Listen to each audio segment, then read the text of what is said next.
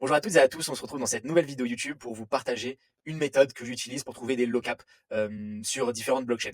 Donc cette méthode-là, à garder en tête, en fait, il n'y a pas qu'une seule méthode pour trouver vos lock-up. Ça, c'est une méthode que j'utilise beaucoup parce qu'elle me prend pas énormément de temps et en même temps, elle est plutôt simple à mettre en place. Maintenant, en fonction de votre profil aussi, ce que vous recherchez, elle peut ne pas vous correspondre, pardon. Si vous voulez être vraiment hyper en avant sur des projets, bah, très clairement, ça va pas être avec Dex Screener et cette méthode-là que vous allez réussir vraiment ça.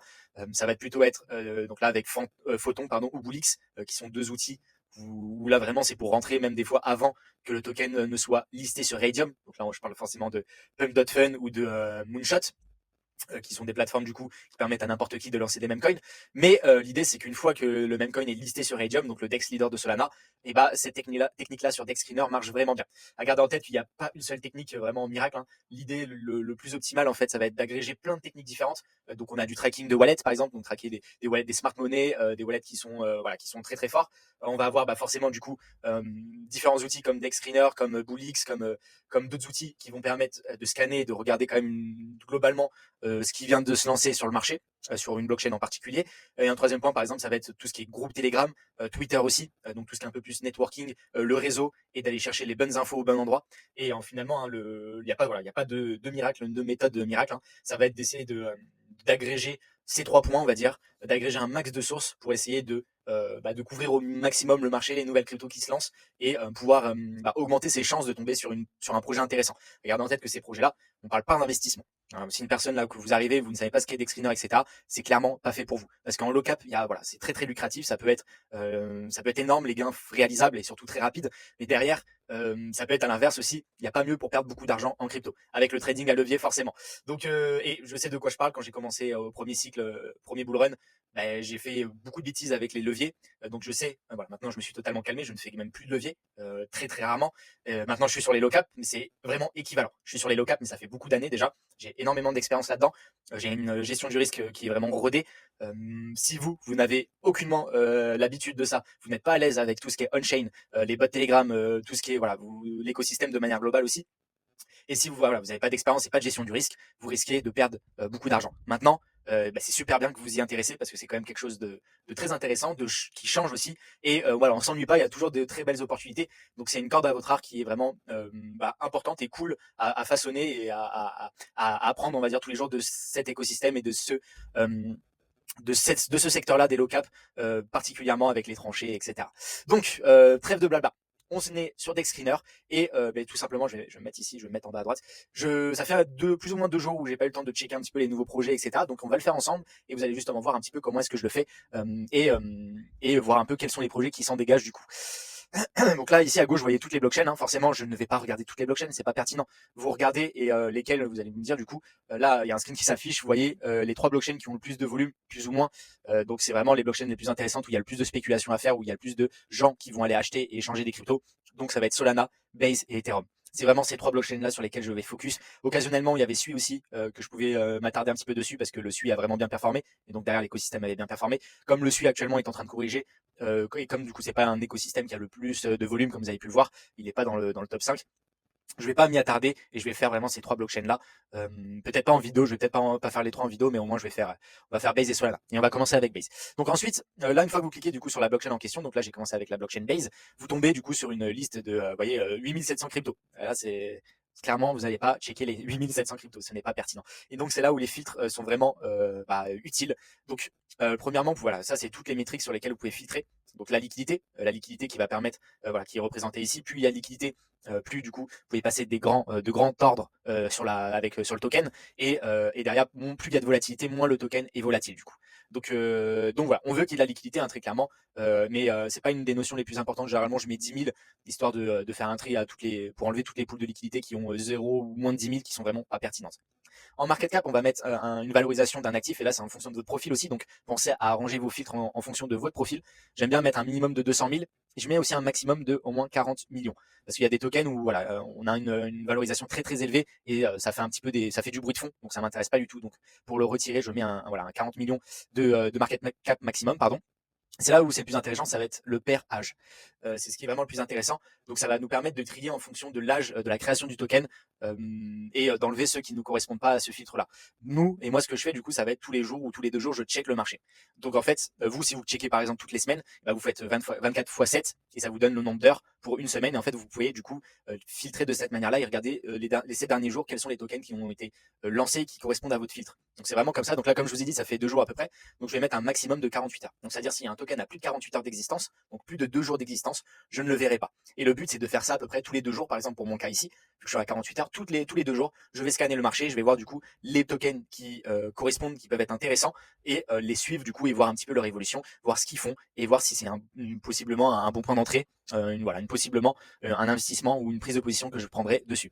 En termes de volume, et ça c'est le dernier métrique que j'aime bien, c'est voilà, je veux qu'il y ait du volume parce que le volume c'est ce qui va permettre de faire bouger le prix, c'est de la spéculation et nous on veut des fois deux, on veut du volume, on veut de la spéculation, on veut de la volatilité. Donc pour ça, j'aime bien mettre environ 300 000 de volume minimum en 24 heures. Voilà, on met pas de maximum. Et là, je fais apply. Et là, vous voyez directement, on est passé de je sais pas combien de tokens, on voit qu'on en a vraiment, vraiment beaucoup moins. Et donc à partir de là, bon, par exemple là le Hero AI sur Base, je sais que c'est un projet qui existe sur Solana, donc faites attention, il y a des gens qui vont essayer de vous avoir tout simplement. Et là en fait il n'y a pas de secret, ça va être d'essayer de regarder le nom du projet, est-ce que c'est un nom pertinent, il y a l'image aussi qui peut vraiment être pertinent, et essayer de vous dire ok ce projet là il peut vraiment être intéressant. Là ici il y en a qu'un seul qui me tape à l'œil, on a peut-être le Vertex AI ici, on a le Crate ici qui a l'air peut-être intéressant. Ensuite voilà, vous regardez graphiquement, ok, on a bien performé, on a fait une belle hausse et rien ne se sert de se précipiter, vraiment. Surtout sur un projet comme ça qui a seulement 14 heures voilà, ça fait 14 heures qu'il a été créé, c'est très très risqué et surtout si vous n'avez pas d'expérience, sachez que là, ça c'est que la première étape pour trouver potentiellement un projet. Derrière, je vais copier le contrat ici, je vais le scanner dans un bot Telegram, je vais regarder la distribution, voir le bubble map s'il n'y a pas de cluster entre les wallets, voir si le contrat il est bien renoncé, si la pool de liquidité est bloquée ou brûlée. Enfin voilà, là vous êtes en train de wow, qu'est-ce qu'il raconte. Il y a beaucoup de choses et c'est pour ça qu'il faut que vous vous formiez avant d'aller à la wall again, rentrer dans n'importe quel projet. Là je vous donne une méthodologie qui va vous permettre de trouver des tickers assez simplement, sans prise de tête. Maintenant c'est qu'une petite étape infime de toutes les étapes que vous devez faire avant une possible prise de position. Donc là, une fois que j'ai un ticker comme celui-ci qui a l'air peut-être intéressant, donc voilà, je vais checker forcément le Twitter aussi, voir est-ce qu'il est bien suivi, est-ce qu'il y a un engagement, ça peut être vraiment pertinent. Donc là, vous voyez que on se retrouve sur mon Twitter personnel, vous voyez qu'il n'y a aucune personne qui le suit. Donc ça, c'est pas tip top, surtout que je suis quasiment 1000 personnes. Donc voilà, ça veut pas tout dire, hein, mais ça veut dire que faire un peu attention. Donc on voit que voilà, il y a quelques personnes qui en parlent. En termes de marketing et en termes de design, c'est pas très beau.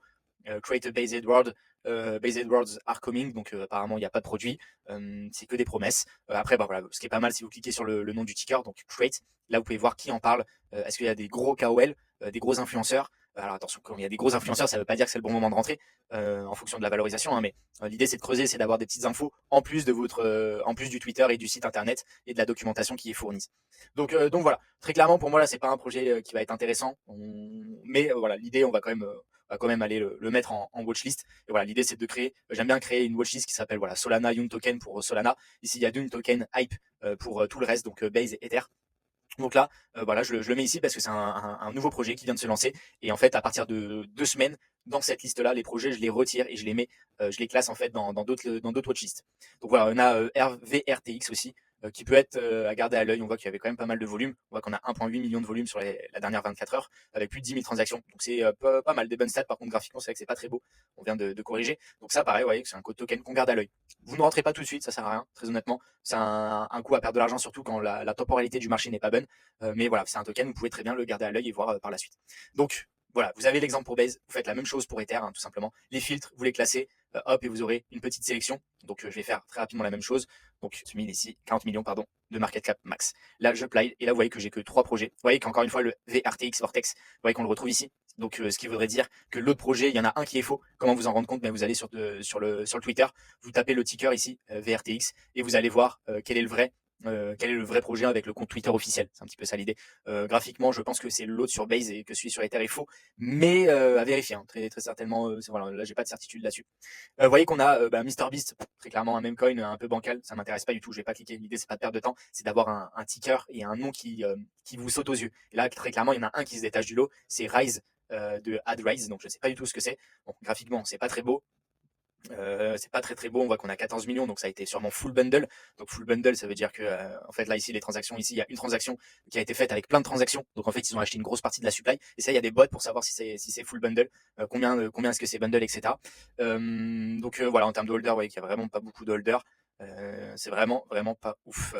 Team Finance, pareil en termes de, vous voyez qu'en termes de montant, il y a une répartition qui est vraiment donc ça doit être des wallets de la team, mais bon, je comprends pas pourquoi on a autant de supply détenus par la team. Voilà. Et là, ouais, non, ça c'est pas bon. On passe, même pas besoin de l'enregistrer. Ensuite, bah, Solana, c'est l'écosystème qui nous intéresse le plus. Et bah, vous faites la même chose. Donc, hop, 10 000. Market cap, vous pouvez mettre voilà, 300 000. Hop, je vais mettre 40 millions ici. 40 millions. En âge, pareil, je mets 48 heures maximum. 300 000 de volume minimum. Apply. Et là, par contre, sur Solana, vu que c'est une blockchain qui a beaucoup plus d'utilisateurs, beaucoup plus de volume, on va avoir plus de tokens. Vous voyez qu'on est à 67 tokens. Petite astuce que j'ai oublié de vous préciser, je vous conseille de mettre Radium ici, et ça va vous permettre de retirer les poules en double en fait. Tout simplement parce que vous voyez qu'on a des poules en fait Meteor, Radium, Orca qui peuvent être créées en triple du coup, c'est-à-dire une poule d'un token, par exemple le Pekin ici, Pumpkin, il y a une poule avec Radium, avec le Pekain, mais vous pouvez avoir une poule avec Meteor et une poule avec Orca. Et donc ça fait 3 poules pour un seul ticker. Donc l'idée ça va être de réduire aussi de cette manière. Par contre en le faisant, hop, on repère les fils, donc je les remets tout de suite. Voilà, là on est descendu à 57. Donc là on a 57 tokens en 2 jours. Si vous faites ça tous les jours, vous allez avoir du coup à peu près une 25-30 de tokens et vous les mettez en watchlist, ceux qui ont l'air intéressants. Vous voyez déjà par élimination, là tout ce qui est sans ticker ici avec des noms voilà, qui sont très peu pertinents. GoodAI, FBI, Apple, voilà tout ça, moi ça c'est next. DeepSeek, voilà, c'était un peu la hype avec le nouveau LLM open source de Chine.